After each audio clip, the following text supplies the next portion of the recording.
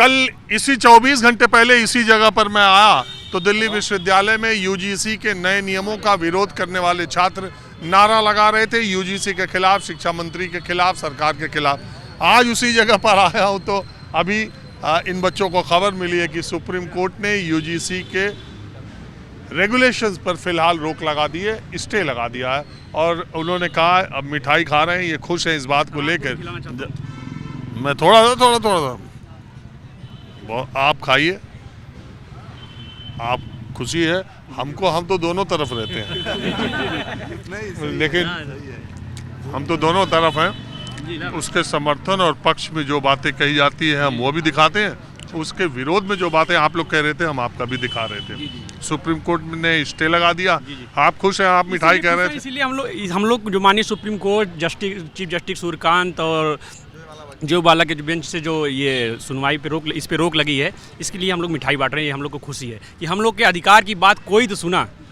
आज 3 दिन से आप भी यहाँ कवर किए, मुखर्जी नगर आपने कवर किया, 3 दिन से हम लोग आंदोलनरत थे, कोई बोलने वाला नहीं था, न कोई पक्ष न विपक्ष, या जो कमेटी में थे कोई नहीं बोल रहा था।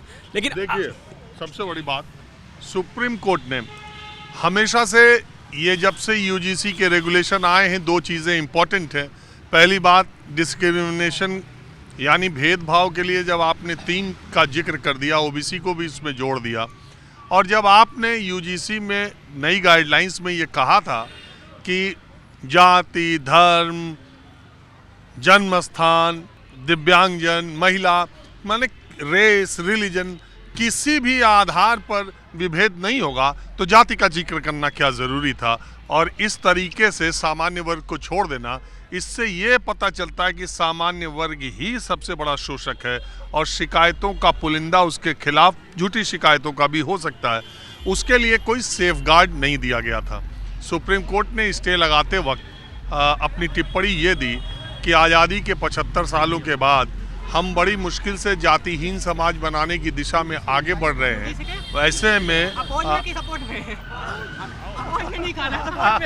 ये देखिए सवाल ये है, इन्होंने मिठाई खा सकते हैं, काज गलत है। ये देखिए इन्होंने मिठाई बढ़ाया, बातचीत में पूछा ये क्यों खिला रहे हो, इन्होंने कहा ये क्लास में पढ़ता हूँ सर, शिक्षक का मैं जात नहीं पूछता हूँ, एससी भी रहते हैं मेरे क्लास में, एसटी भी रहते हैं, शिक्षक का कोई जात नहीं होता, ना छात्र कोई जात होता सर। रुक जाओ, लेकिन ये मेरा देखिए एक मिनट सुनिए, अरे मुझे बता तो मुझे बता लेने दो। इन्होंने इनके तरफ मिठाई बढ़ाया, मैं बात बता रहा था, उसी में इन्होंने पूछा ये किस लिए, इन्होंने कहा यूजीसी के लिए, इन्होंने कहा ठीक है मिठाई खा लेते, इन्होंने कहा सुप्रीम कोर्ट ने रोक लगा दी तो कह रहे तब नहीं खाऊंगा क्योंकि ये मैं इसके पक्ष में नहीं। हमने ये नहीं कहा कि मिठाई नहीं खाऊं, मिठाई से मेरा बहुत प्रेम है, भाई से प्रेम है मेरा, कुछ गलत हो सकता है। अभी सुप्रीम कोर्ट ने केवल स्टे लगाया, अभी उसकी सुनवाई होगी, उस पर प्रॉपर निर्णय आएगा, उसके बाद हम इस बारे में कुछ कह सकते हैं। स्टे एक ये हमारा नाम साहित्य है, मैं एक लॉ स्टूडेंट हूँ। स्टे का एक मतलब ये होता है कि जब तक उस चीज़ पे सुनवाई नहीं हो रखी है तो उसे एक लागू नहीं किया, इम्प्लीमेंट नहीं किया जाएगा, उस पर कोई एक्शन नहीं किया जाएगा। ये स्टे का एक अभी टेम्परेरी मीनिंग है। तो सुप्रीम कोर्ट ने केवल स्टे लगाया है, अभी उसकी जब सुनवाई होगी तो हम उसे देखेंगे कि दोनों पक्ष अपना अपना पक्ष रखेंगे और उसमें सबको सुना जाएगा, उसके बाद निर्णय आएगा, वहाँ हम देखेंगे क्या होता है। आपका पक्ष क्या है? हमारा पक्ष यह है कि गाइडलाइंस बहुत सही निर्णय था एक तरीके से, क्योंकि सही निर्णय ये इसलिए है कि जैसे मान लीजिए कि सुनिए भाई, मैं आपका सम्मान करता हूँ, आपकी बात का भी, पर मुझे अपनी बात रखने का मौका मिला जाए। जैसे मान लीजिए कि सड़क में कोई जा रहा है और किसी ने देखो, एक मिनट रोक दे रहे हैं।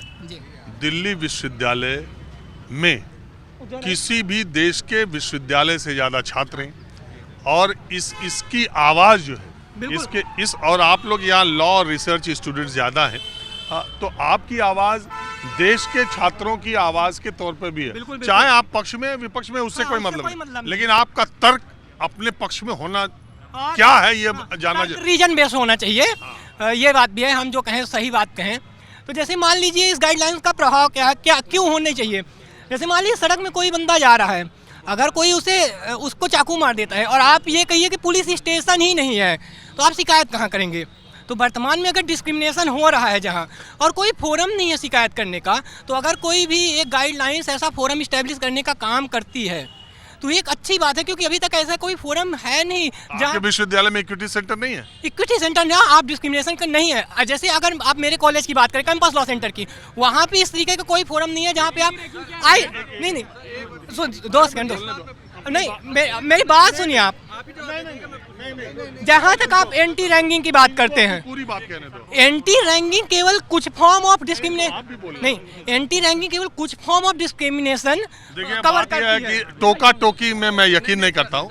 आदमी को अपना पक्ष पूरे तौर पर रखने दीजिए, इनको पूरी बात रहने दीजिए, फिर आप अपनी बात कीजिए। नहीं, रैंकिंग और डिस्क्रिमिनेशन में फर्क है। एंटी रैंकिंग जो होती है डिस्क्रिमिनेशन का एक फॉर्म है। यहाँ पर जो है डिस्क्रिमिनेशन कई तरीके के हो सकते हैं। डिस्क्रिमिनेशन इम्प्लाइड भी हो सकता है, डिस्क्रिमिनेशन एक तरीके से एक्सप्लिसिट भी हो सकता है। आप कह सकते हैं ऐसा डिस्क्रिमिनेशन भी हो सकता है कि एक क्लास है जहाँ एक प्रोफेसर है जो एक खास वर्ग के छात्रों को मार्क्स ही नहीं दे रहा है, मान लीजिए प्रैक्टिकल के मार्क्स को केवल 5 नंबर ही दे रहा है, तो एक तरीके का डिस्क्रिमिनेशन है। आप इसको रैंकिंग पे नहीं डाल सकते हैं। दूसरी बात यह है कि अगर आप एक्ट को पढ़ेंगे, एक्ट ये 14 पेज का है, मैंने पढ़ा, कल प्रिंट आउट निकला, आज फ़ोन पे भी रखा हुआ है। उसका ऑब्जेक्टिव जो बात कर रहा है वो केवल ये नहीं बोल रहा है कि आप ये केवल SC ST के OBC के लिए, उसमें हमने उस गाइडलाइंस में सरकार ने EWS को भी दे रखी जगह, महिलाओं को भी दे रखी है, डिसेबल पीपल को भी दे रखा है, रेशियल को भी दे। हो गई बात। अब मेरा सवाल आपसे, इस पूरे UGC के रेगुलेशन में सामान्य वर्ग के लिए केवल ढाल, रक्षा कवच अपने को बनाना है। अगर उसके खिलाफ शिकायत झूठी कर दी जाए, इंटेंशन खराब हो, वजह कोई हो और इसको एक टूल के तौर पर इस्तेमाल किया जाए, तो उसको अपने बचाव के लिए उसके पास क्या उपाय था इस पूरे उसमें, ये सवाल। हाँ बिल्कुल। तो पहले अगर हम किसी भी जो क्रिमिनल सिस्टम है या कि कोई भी जस्टिस सिस्टम है, जस्टिस सिस्टम का एक प्रोसेस होता है कि जैसे आपने कंप्लेन की, आपकी कंप्लेन ली जाएगी, कंप्लेन के बाद उसमें इंक्वायरी होगी, इन्वेस्टिगेशन होगा, उसकी एक जुडिशियल बॉडी होती है जो अनबायस्ड होती है। यहाँ एक जुडिशियल बॉडी है जो अनबायस्ड है। फिर उस जुडिशियल रुकिए मैं हुआ अगर आप देखिए 2 सेकंड एक मिनट भाई, अगर आप मेरी बात नहीं सुनेंगे, हाँ सुनिए तो, अरे हम दे रहे हैं ना मौका। हाँ सुनिए, अगर एक कमेटी है यहाँ पे, आप कमेटी में बोल रहे हैं, कमेटी में VC है या कि प्रिंसिपल हेड ऑफ इंस्टीट्यूशन है, हेड ऑफ इंस्टीट्यूशन को कोई कास्ट नहीं है। अनिवार्यता नहीं, कोई समान वर्ग का सुनिए हाँ, अनिवार्यता नहीं, अनिवार्यता मैं मानता हूँ। अरे भाई फिर भाई एक मिनट भाई, मैं ऐसे नहीं बात कर सकता। केवल बोलना है मुझे अपना पक्ष, नहीं एक मिनट मिलेगा तो मैं नहीं रख सकता हूँ। अगर आप मुझे पक्ष रखने का मौका, हाँ तो इसका, लेकिन ऐसा नहीं है कि अब आप ही का अब अगले 30 सेकंड में बात खत्म। 30 सेकंड में अगर मुझे कमेटी समझानी पड़ेगी ना, एक नीड, अगर कमेटी हम समझा चुके सर, नहीं ये कमेटी पे ही ये लोग मुद्दा उठा रहे हैं। देखिए BC जो है हेड ऑफ द इंस्टीट्यूशन हो गया, 2 सिविल सोसाइटी ग्रुप के लोग हैं, सबको मालूम है यार। एक मिनट, सबसे पहले आप ला के विद्यार्थी हैं, मेरा नाम अंकुर वर्मा। एक मिनट, एक सवाल अभी आप करें।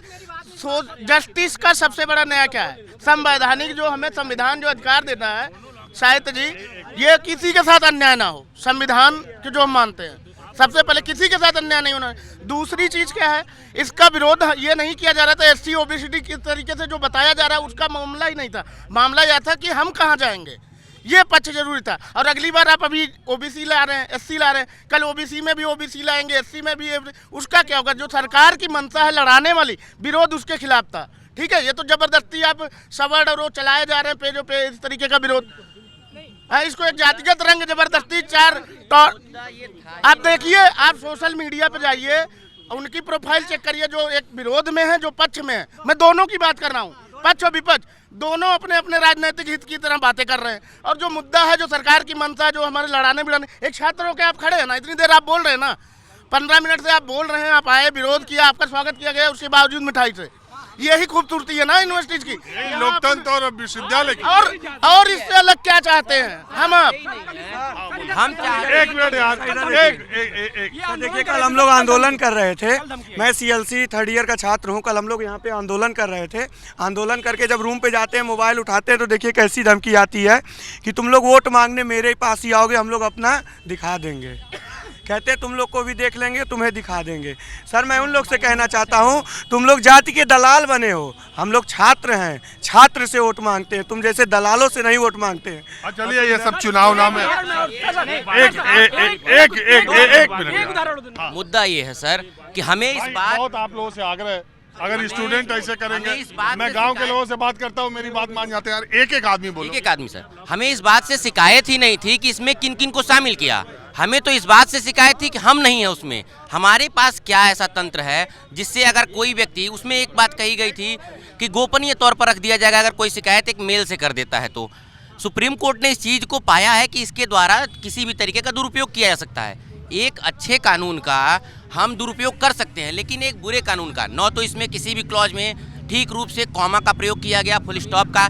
ये ओपन एंडेड कानून था, जिस कानून के ढांचे में ही समस्या है। आप किसी भी कानून को उठा के देख लीजिए, कानून का जब निर्माण होता है तो उसमें ओपन एंडेड चीज़ें नहीं छोड़ी जाती हैं, उसको डिफाइन किया जाता है। और इसमें डिफाइन करते समय क्या लिखा गया, उद्देश्य में लिखा गया कि इसमें इकोनॉमिक वीकर सेक्शन को ऐड करेंगे, लेकिन जब आप परिभाषाएं दे रहे हैं उसमें परिभाषा में केवल आप भेदभाव के स्तर पर केवल हमको जाति में बांट दे रहे हैं, उसमें सवर्ण या इकोनॉमिक वीकर सेक्शन का जिक्र कोई नहीं है। दूसरी दिक्कत, आप इकोनॉमिक, आप इसमें इक्विटी स्क्वाड बना रहे हैं। आप ये बताइए सर, इक्विटी स्क्वाड जो बनाने के उसमें तो कहीं जाति का नहीं जाति का नहीं है, है सर, उसमें ये लेकिन- नहीं है कि किसका रिप्रेजेंटेशन होगा नहीं होगा। मैं सर केवल इस पे आ रहा हूँ जो इक्विटी स्क्वाड। आप ये बताइए, ट्रैफिक पुलिस होती है, प्रैक्टिकल चीज़ों पे मैं आऊँगा जो देश में होता है। आप फरवरी मार्च के समय में देखिए किस तरीके के चालान काटे जाते हैं, उसका अस्तित्व ही इस बात पे रह जाएगा कि आप जब कोई केस ही नहीं लेके आ पाएंगे तो आपको समाप्त किया जाएगा। उस चीज़ में बने रहने के लिए क्या ऐसी दुर्भावना उत्पन्न नहीं हो सकती है?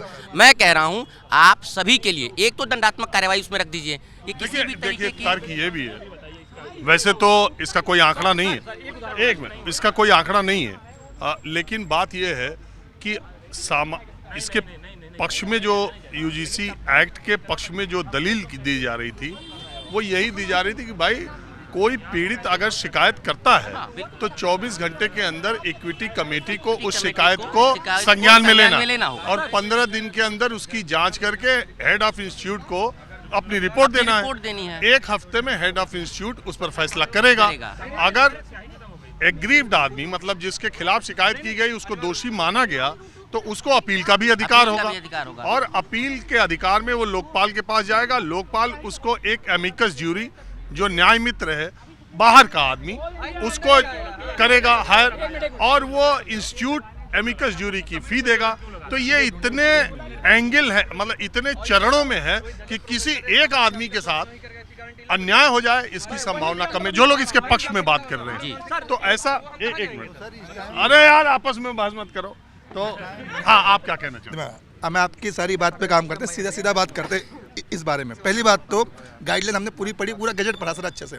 उसमें 2 वर्ड लिखे हैं, यदि कोई व्यक्ति एक्सप्लिसिटली और इम्प्लिसिटली भी सोचता है, मतलब ये भाई मेरा, अगर वैसे मुझे लगता है कोई छात्र इस जातिवाद में कोई नहीं मानता सर, मैं खुद ब्राह्मण हूँ। अब मैंने देखिए कोर्ट ने, सुप्रीम कोर्ट ने यही स्टे लगाते वक्त कहा है कि जब 75 सालों की आज़ादी के बाद हम एक जातिहीन समाज की तरफ बढ़ रहे हैं तो आप प्रतिगामी समाज की तरफ ले जा रहे हैं। उनकी टिप्पणी है, हम सुप्रीम कोर्ट की बहुत सम्मान है, बट एक गाइडलाइन में सुप्रीम कोर्ट ने ही अप्रूव की है। ये किया भी तो सब सुप्रीम कोर्ट के अप्रूवल में से तो ये गजट आया है, ये गाइडलाइन। सुप्रीम कोर्ट ने डायरेक्शन दिया था यूजीसी को, 2 जैसे ये PIL लगी ऐसे ही 2 PIL और रोहित वेमुला और पायल के केस में लगा था।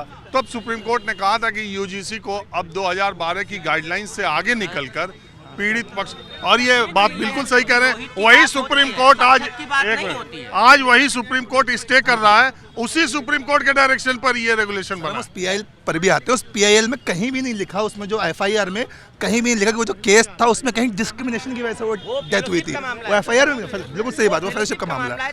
बट मैं इस चीज़ को भी मान लेता हूँ, चलिए क्या किसी व्यक्ति को, मैं बोल रहा था गाली देना बहुत ही गलत काम है, उसमें गाइडलाइन है, यदि कोई व्यक्ति इसमें पाया जाता है दोषी तो उसके पास 4था क्लॉ है, सबसे हार्ड सजा, उसको पूरी लाइफ के लिए यूजीसी ब्लैकलिस्ट कभी जिंदगी में कभी पढ़ ही नहीं पाएगा। क्या किसी को अपशब्द बोलना, गाली देना, क्या फांसी लगाना, मतलब किसी को मारने से भी ज़्यादा बड़ा वो है, पाप है। यूजीसी के जो रेगुलेशन है, जी। जो आप पढ़े हैं, उसमें छात्र के खिलाफ क्या एक्शन होगा इसका जिक्र नहीं है। सर क्या इसमें मैं बता रहा हूँ, 4 एक्शन सर इसमें मैं बता रहा बताइए, हूँ इसमें इंस्टीट्यूट के खिलाफ क्या एक्शन होगा।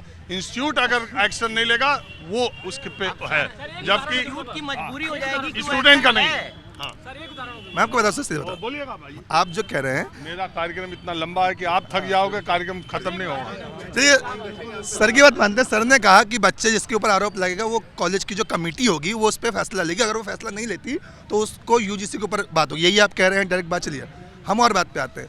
इसके हिसाब से जो आया है रूल, इसके हिसाब से वीसी जो है वाइस चांसलर और अब टीचर पर भी ये चीज़ लगा सकते हैं। सही बात है सर, ये तो बात सही है ना।